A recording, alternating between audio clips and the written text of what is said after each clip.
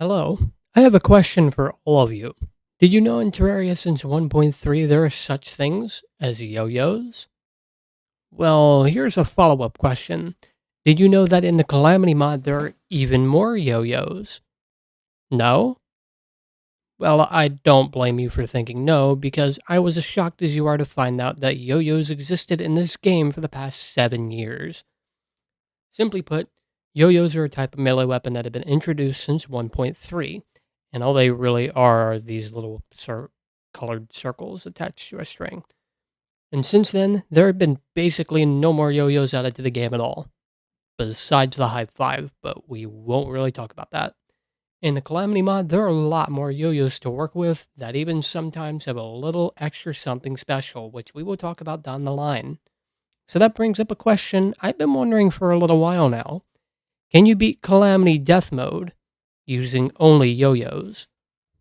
The rules of this playthrough are quite simple. Only yo-yos.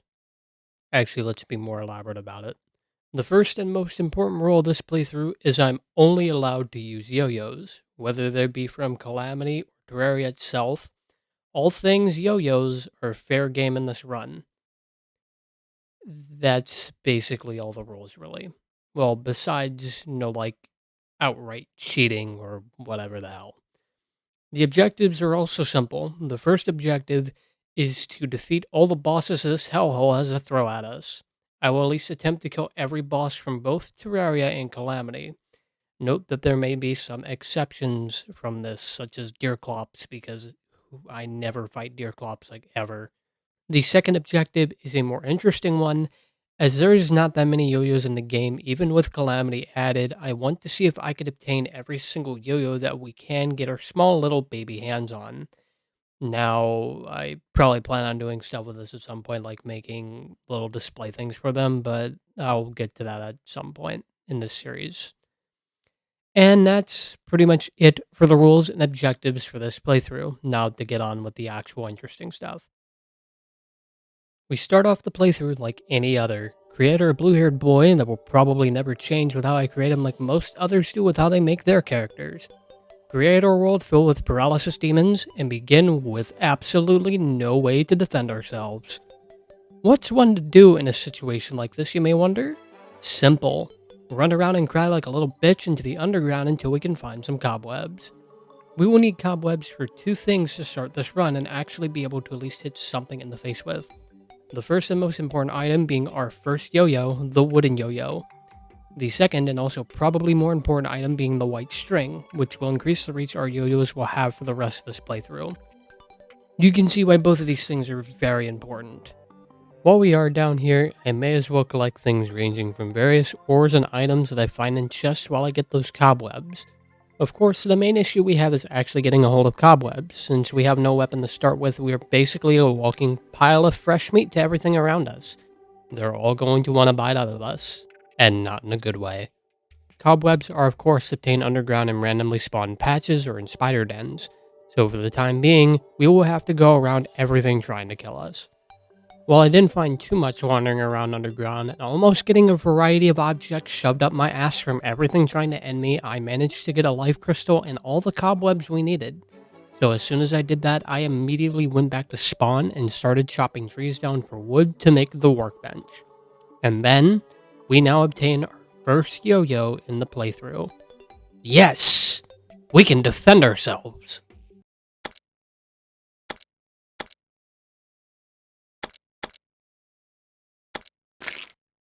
Okay, maybe defend is a strong word. We then managed to make ourselves a variety of crafting stations, the furnace, the anvil, then make chains for a sawmill to then make the loom, which is required to make our next yo-yo item, the white string. We now have at least some capability of, well, not really much of killing anything, but at least pushing our bullies back for long enough to have a slight chance to run away from them so that we don't have our faces caved in. In the meantime, I decide to wait for some pumpkins to grow to make ourselves some pumpkin armor, as it's without a doubt one of the best starter armor sets to acquire if you have access to it. As not only do you get a decent 7 defense, but you also get a 10% increase to all damage with the full set. So it's very worthwhile for going for, if you of course have access to it. Okay, Obviously, the wooden yo-yo is the weakest of all the yo-yos in the game, having a pretty low damage of 9 and the maximum duration of being held out being a really depressing 4 seconds. While also having the lowest knockback of all yo-yos and the lowest reach of them makes this a yo-yo we're certainly not going to want to stick with for very long. It will serve us enough to aid us in getting an immediate upgrade. The initial plan was to find Crimtane ore to make the Artery, a much more powerful yo-yo, but it seems luck was on our side as a very friendly salamander that was definitely not planning to spit in our faces gave us a direct upgrade to our yo-yo arsenal, the Rally. Our damages went from a pathetic 9 to a much more preferable 22, with some extra little stats like increased reach and knockback along with a flight duration of 5 seconds, making this a pretty solid upgrade for now until we can get our hands on some Crimtane ore. Oh boy, can't wait to see what's in this chest. Lovely. So you may be wondering about why I mentioned getting the Artery, as in Terraria it isn't much of an upgrade compared to the Rally, right? Well, you'd be correct, but Calamity does some pretty nice things to the evil biome weapons. Let me explain for both the World Evils, Corruption and the Crimson. Most of the Corruption and Crimson weapons, such as these weapons here, usually don't do too much in a vanilla game. However, in Calamity, these weapons gain some pretty solid buffs. Almost all these weapons inflict debuffs based on their represented evil biome. For example, these Corruption weapons inflict the Shadow Flame debuff, while all the Crimson weapons inflict a debuff called Burning Blood. Both of these debuffs inflict a pretty significant amount of damage over the span of a few seconds upon hitting an enemy with them. The Yoyos are of course no exception to this buff. Both the Malice and the Artery inflict these debuffs based on their evil biomes. So if it wasn't obvious, getting either of these weapons would be a pretty significant increase to our total damage. Of course, luck would have it that while I was talking about how these weapons work, I just happened to have gotten enough Crimtane ore to make the Artery. And of course, as luck wouldn't have it, I obtained a pretty bad modifier on it. So while we have a significant improvement to our overall damage, I wasn't entirely satisfied and wanted to get another Artery with a better modifier. Of course, this would mean I'd have to find more Crimtane ore, but that's not too big of a deal. Of course, given that I'm incapable of keeping track of one thing at a time, I had the thought process of going into the jungle to obtain resources. There are a couple of good reasons for going down here anyway. For starters, I can obtain items from chests down here, such as things like Hermes boots, or a number of other decent accessories I don't really feel like mentioning. However, in the couple of giant trees and shrines down here are items such as the Anklet of the Wind, and of course, the Feral Claws. Both of these items would be pretty important later down the line. Another reason to go down here was for the materials dropped from things like Hornets and Man-Eaters. With a name like Man-Eater, you know for damn sure I'm willing to throw myself down a jungle cave in the blink of an eye. However, the reason to get these materials are because of another yo-yo I would like to get a hold of. That yo-yo, of course, being the Amazon. Sadly, though, this would not be a buff compared to the Artery and would just be attained for collection purposes. Though I could still get the materials for other things like the Ivy Whip, so that's always a plus. Shortly after going down the cave into the nightmare that is the underground jungle, I actually managed to locate a hive. Luckily, I had bottles on me as well, so I can make honey bottles, as those are needed to make the Abomination, which is needed as a more safe way of summoning Queen Bee.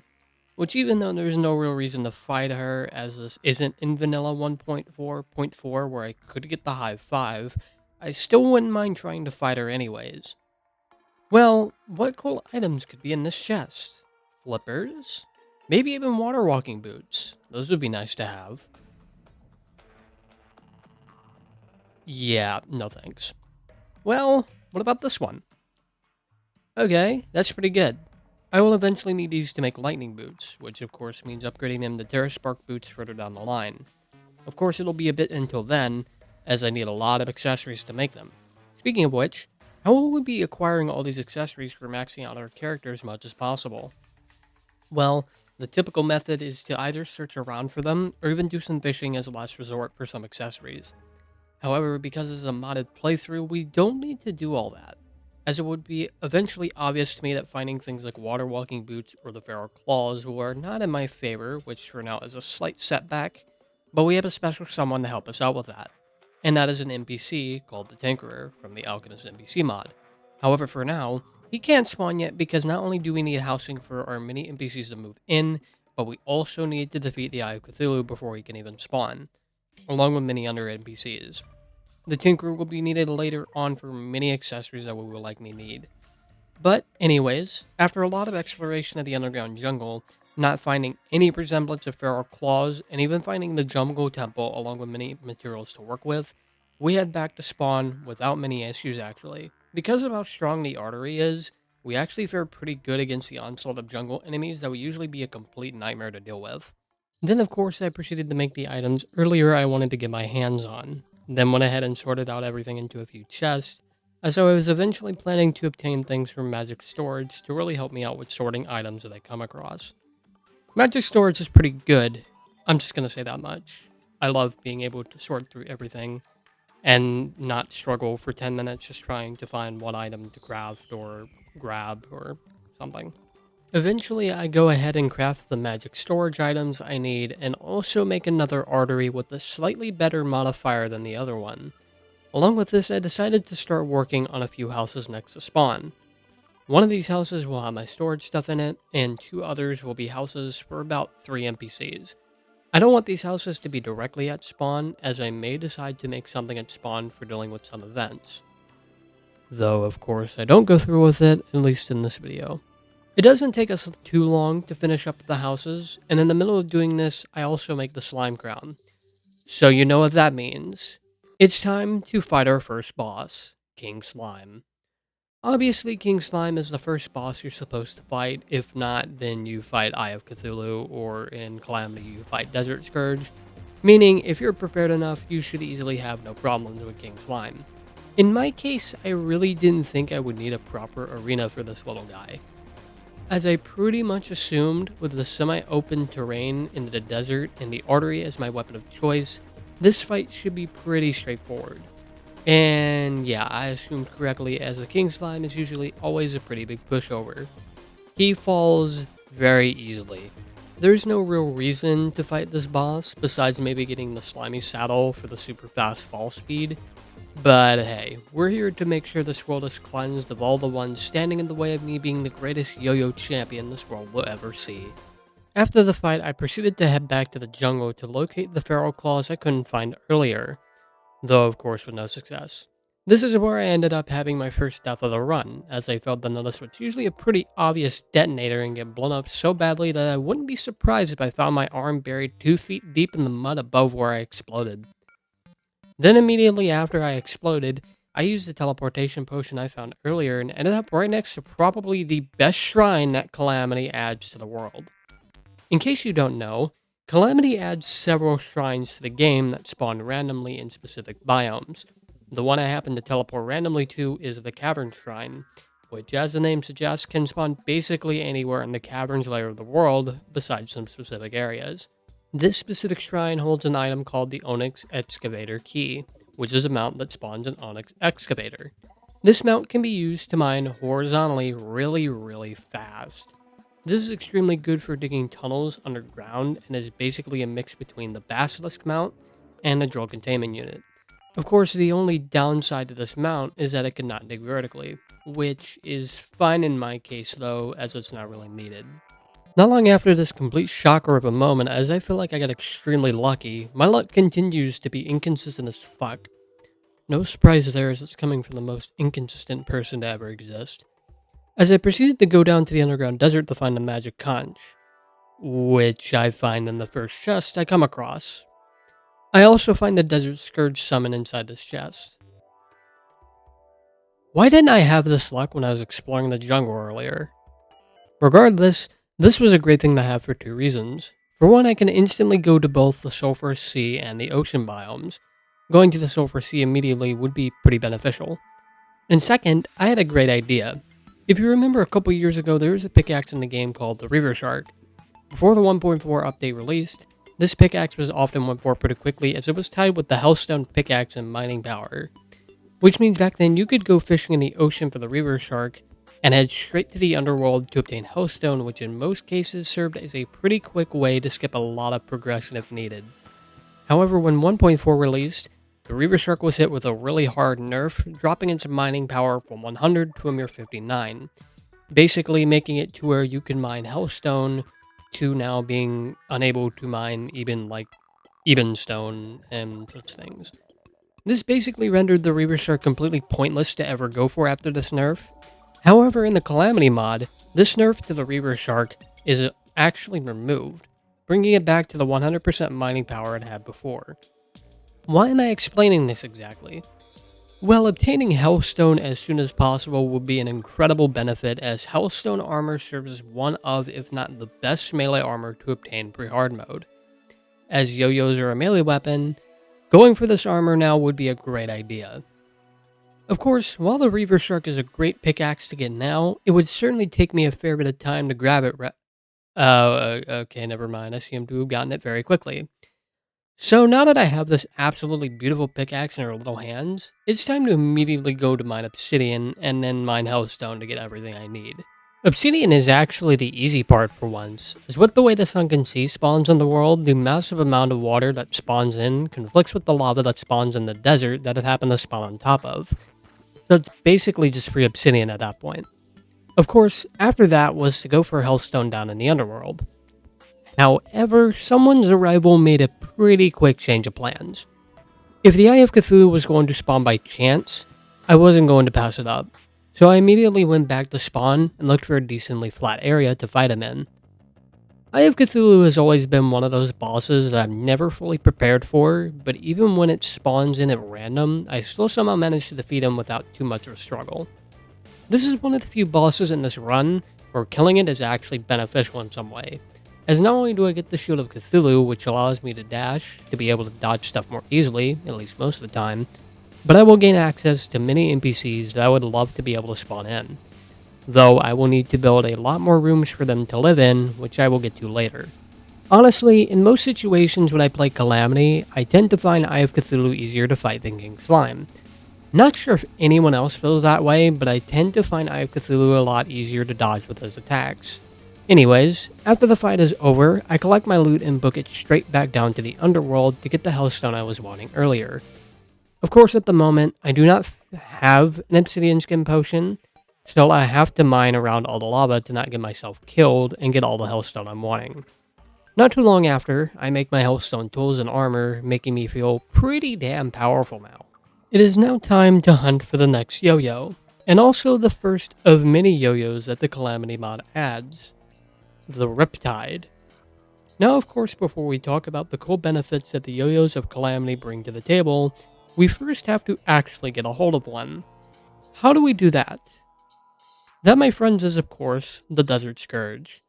So it is now time to summon the Desert Scourge and defeat him, as that is the only way to access the Riptide, as any materials from the Sunken Sea, which cannot be acquired until the Desert Scourge is out of the picture.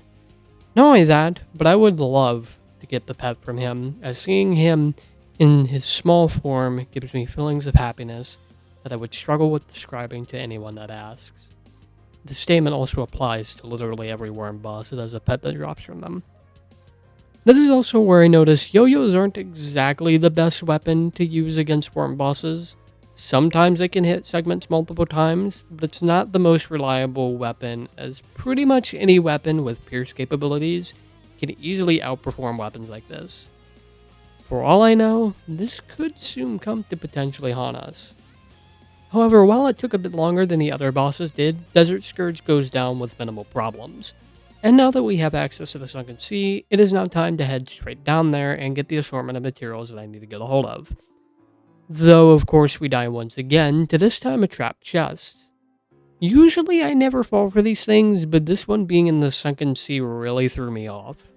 Well, once we get back there, I grab a bunch of sea prisms along with other resources, then finally make our first Calamity Yoyo, the Riptide.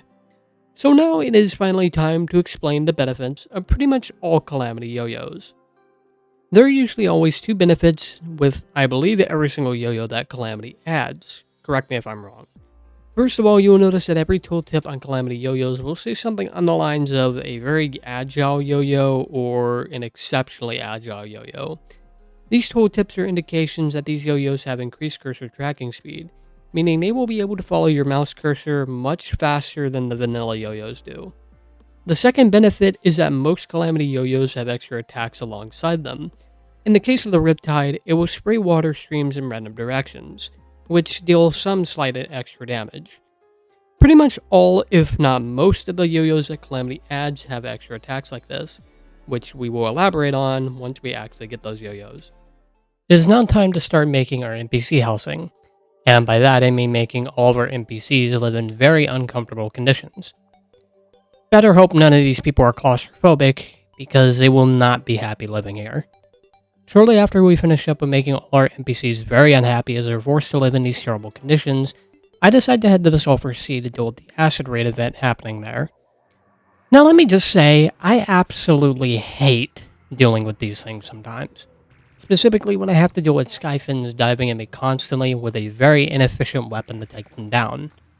I actually managed to die here somehow, which doesn't happen often. I'm now very upset with myself because of this.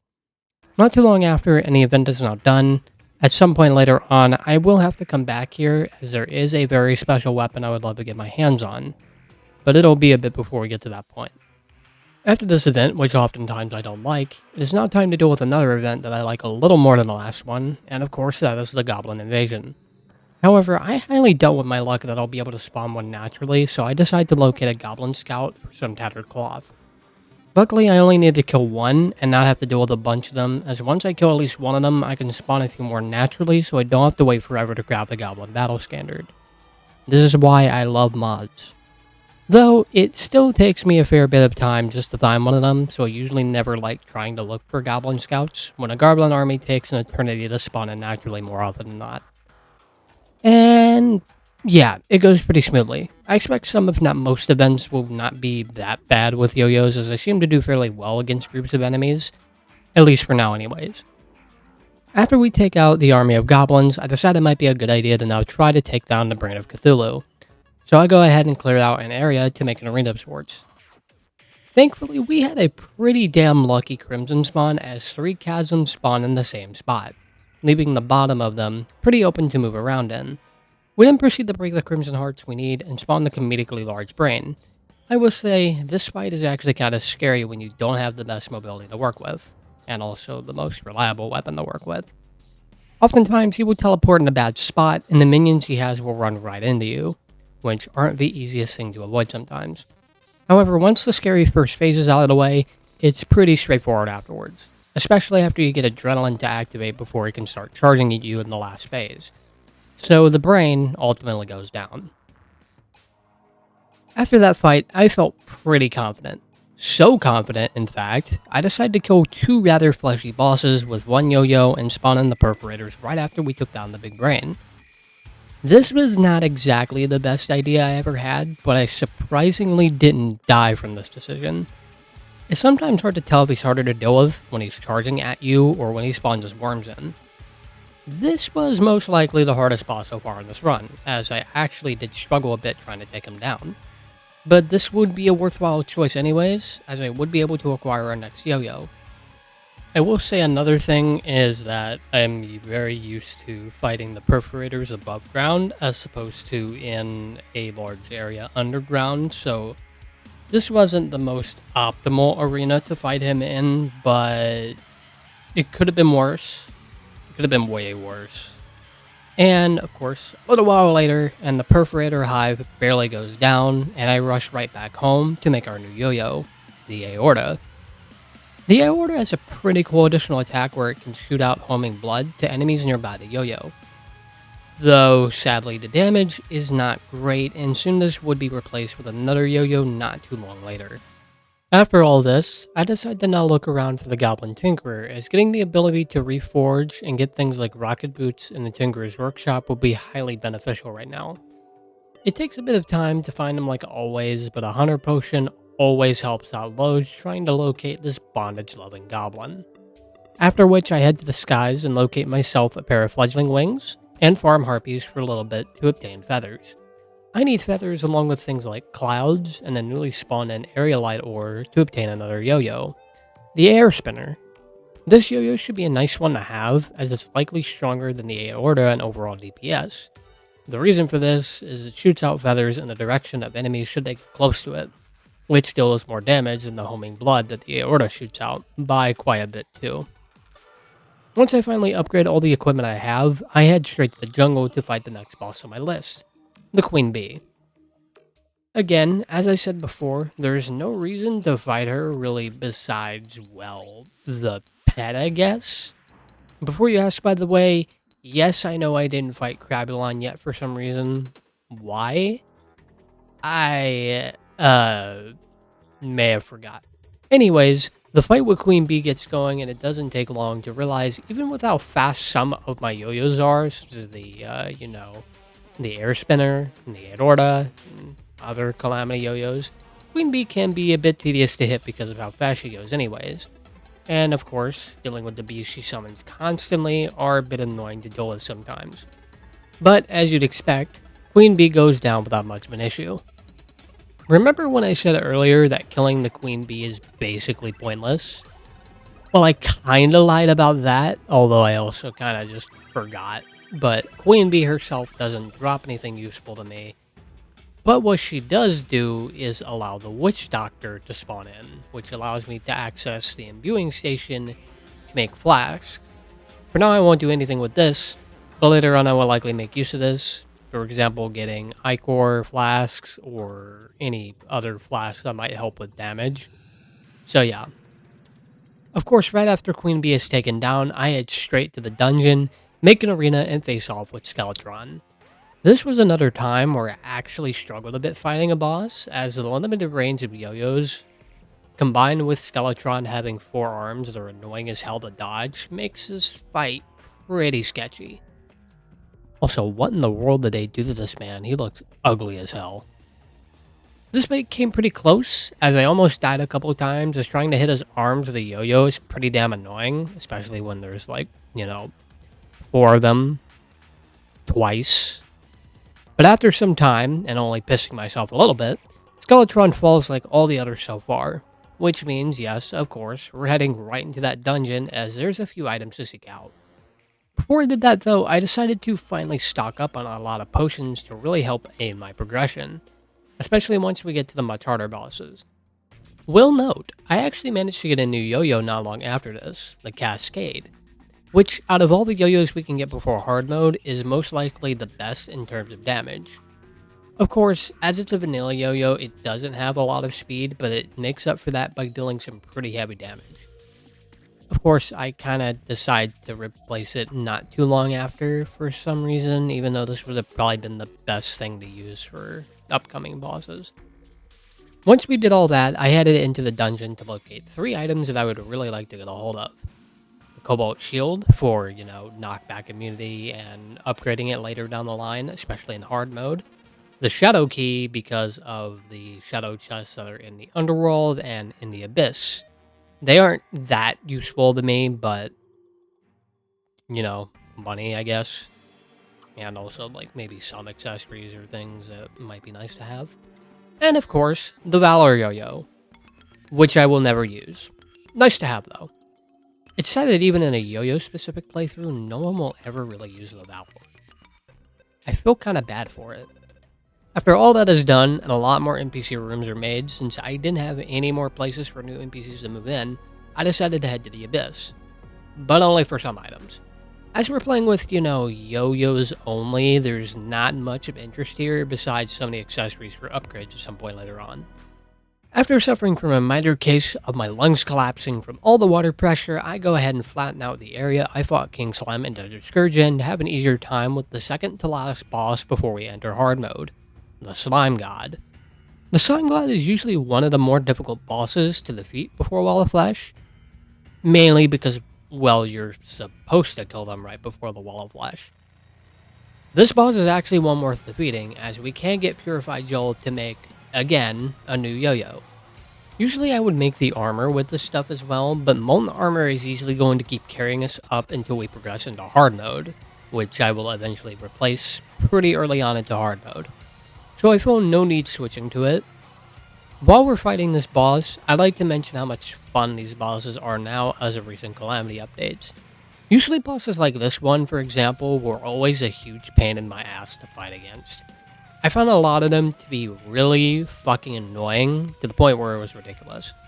But ever since I started playing Calamity again recently, these bosses have been tweaked to the point where most of my most hated bosses to fight against are actually some of my favorites to fight now. It's quite nice to say the least. But of course, Slime God gets beat up to the point of being turned into nothing, and I collect my loot and head back home.